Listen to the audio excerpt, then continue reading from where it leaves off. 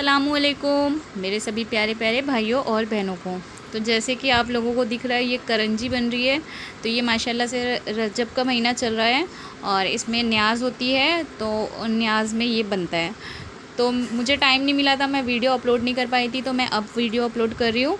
तो जो पहले था वो खशखश था और तिल था, उसको हम लोग ऐसी फ्राई पैन पे रोस्ट कर लेंगे थोड़ा।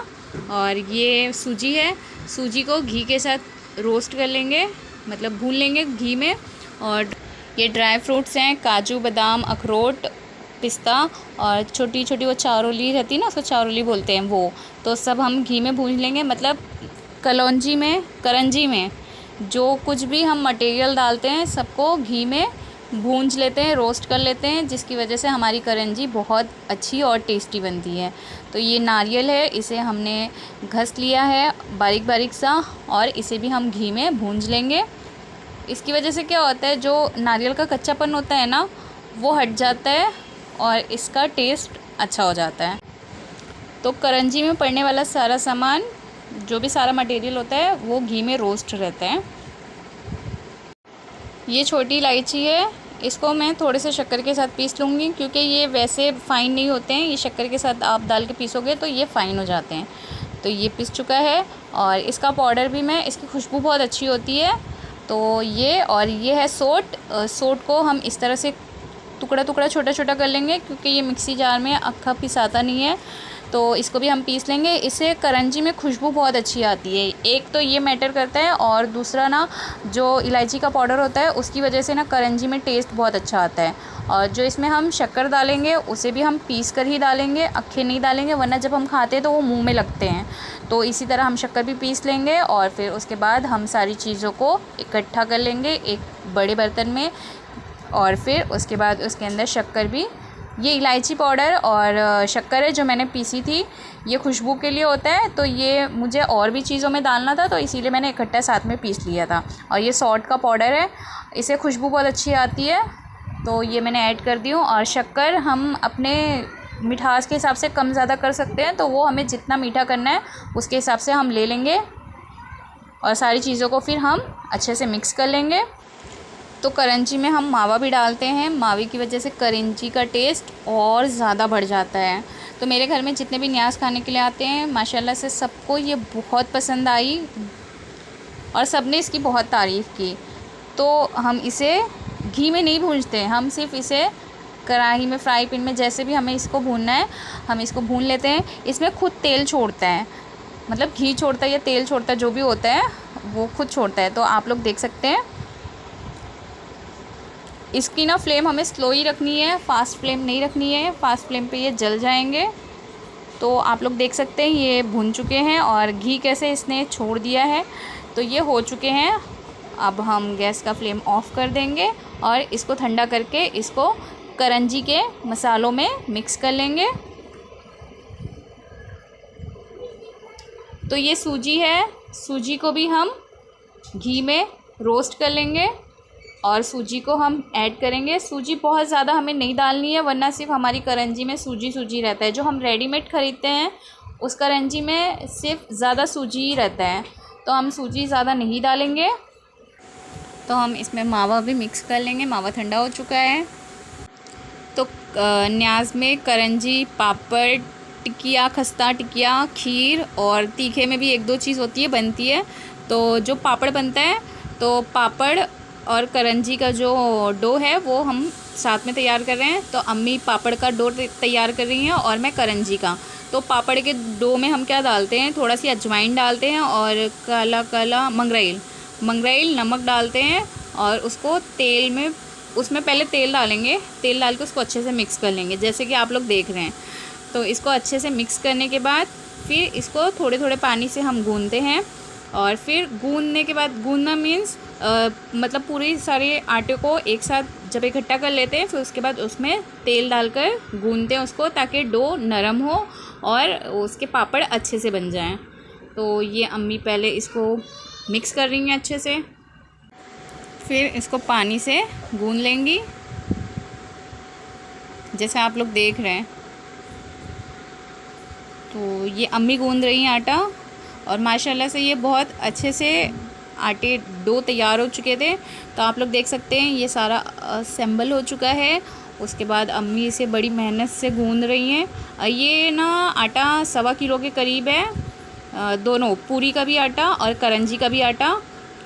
तो तेल हमने एक कटोरे में अलग से निकाल के रख लिया है, तो हम उसका यूज़ करते रहेंगे। और ये आसपास आपको जो सारी बिखरी हुई चीज़ें नज़र आ रही होंगी, तो ये न्याज के लिए तैयार की हुई चीज़ें हैं। घर बड़ा नहीं है, जितना भी है माशाल्लाह अल्हम्दुलिल्लाह अच्छा ही है। तो सारी चीज़ें किचन के पास ही इकट्ठा रखी हुई है, तो ये सब आपको एक साथ दिखाई दे रहा है। तो करंजी के डो के लिए मैंने उसमें थोड़ा सी नमक ऐड की हूँ, ज़्यादा नमक नहीं डालते हैं, तो थोड़ा सी नमक डालकर और फिर उसके बाद इसमें घी डालकर मैं भी पहले इसको अच्छे से मिक्स कर लूँगी और फिर उसके बाद पानी डालकर इसको गूंद लूँगी। तो अम्मी तो खैर बड़ी मेहनत लगाकर इसको गूंद रही हैं, मेरे से तो नहीं हुआ था। ये मैदा है और इतनी ताकत मुझसे लगी नहीं थी, तो बाद में अम्मी ने इसको गूंदा था। तो अम्मी ने तो खैर माशाल्लाह से बहुत अच्छा गूंदा था और बनी भी बड़ी अच्छी थी पूरी, सबको बहुत पसंद भी आई थी।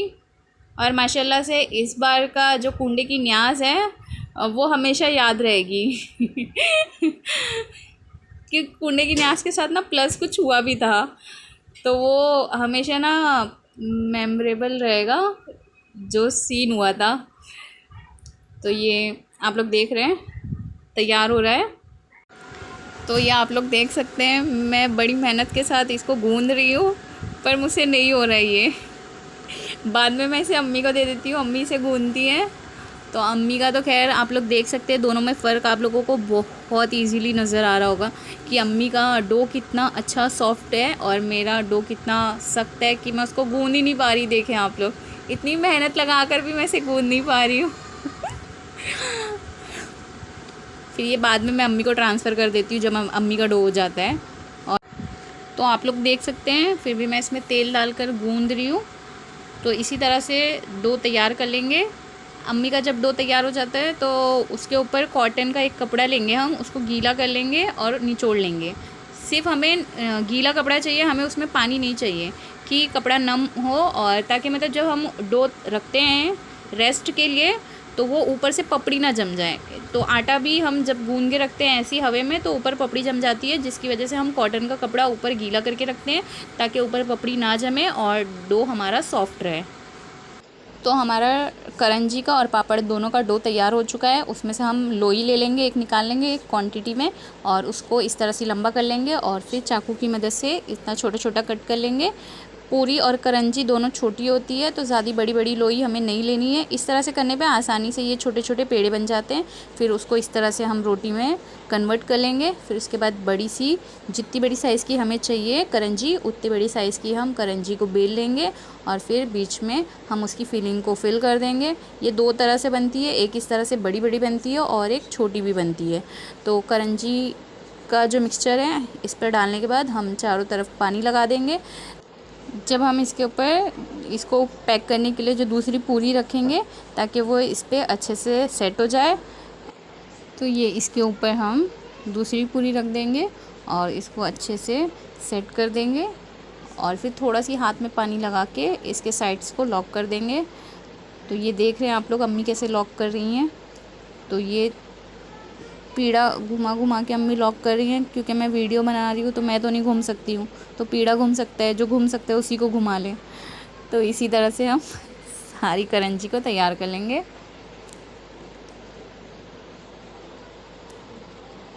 तो ये आधी हो चुकी है, आधा से ज़्यादा हो चुकी है और ये अब पूरी हो चुकी है। तो आप लोग देख सकते हैं तो ये तो हो गई बड़ी करंजी। अब जो हाफ़ वाली करंजी आती है उसको बनाते हैं।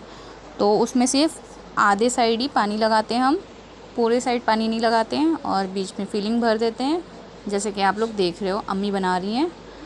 तो इस तरह से इसको पलट कर अच्छे से सेट कर देते हैं और इसके भी साइड किनारी को लॉक कर देते हैं। तो आप लोग देख रहे हैं इस तरह से इसमें डिज़ाइन भी बन जाती है। और इसका ना अलग से एक साँचा आता है, वो मार्केट में मिलता है आपको इजीली, तो उसमें आपको ये सब बनाना नहीं पड़ता है। उसमें बस आप बेली हुई रोटी है, पूरी है जो, वो डाल दो और बीच में मिक्सचर डाल दो और उसको लॉक कर दो तो वो रेडी हो जाती है। तो आप लोग देख सकते हैं ये सारा कुछ हाथ से ही बना हुआ है, हम लोगों ने हाथ से ही बनाया है। तो ये सब तैयार हो चुके हैं। ये देखो दिखने में कितने प्यारे लग रहे हैं ना, ऐसा लग रहा है जंजीर बनी हुई है, साइड में लॉक हुई है। और ये सारी बड़ी करंजी है। तो गैस पे मैंने कढ़ाई रख दी हूँ और तेल गरम हो चुका है। इसको हम तेल में फ्राई करते हैं, घी में फ्राई नहीं करते हैं। तो तेल हो चुका था, मैंने इसमें डाल दी करंजियाँ। और एक साथ हम बहुत ज़्यादा नहीं तलेंगे। अगर बड़ी कढ़ाई है तो 2 से 3, नहीं तो अगर छोटी है तो उसमें एक ही फ्राई करेंगे। तो इसको हमें बहुत ज़्यादा लाल नहीं करना होता है, वरना ये ठंडा होने के बाद ना ऊपर और रेड रेड हो जाते हैं। तो हमें सिर्फ इसको, आप लोग जैसे देख रहे हो, सिर्फ इतना ही ऐसे ही फ्राई करना है। और ये ठंडा होने के बाद थोड़े से कलर चेंज हो जाते हैं। तो अगर हम ज़्यादा इसको फ्राई करेंगे ना, बस काली काली सी, मतलब वो तो हम लोगों को काली लगती है, ज़्यादा लाल हो जाती है, तो वो लाल वाली पूरी नहीं पसंद है। तो हम लोग बस इसको इतना ही लाल करेंगे, इतना ही पकाएंगे और फिर निकाल लेंगे। तो ये हो रहे हैं, एक साइड से हो चुके हैं और ये दूसरी साइड से हो रहे हैं। ये ज़्यादा टाइम नहीं लगता है, 2 से 1 मिनट लगते हैं साइड को चेंज करके फ्राई करने पे। तो आप लोग देख सकते हैं ये ठंडा होने के बाद इसमें इस तरह से रेड कलर्स आए हैं। और ये जब इसमें तेल में कढ़ाई में थे तो आप लोगों को लग रहा था कि ये फ्राई नहीं हुए हैं, बट ये ठंडा होने के बाद इसमें स्पॉट्स है ना, वो और डार्क हो जाते हैं। तो आप लोग देख सकते हैं माशाल्लाह से तैयार हो चुका है। ये रेड आलू है, इस बार ये कुंडे की न्याज़ में बहुत ज़्यादा फेमस हुए थे। तो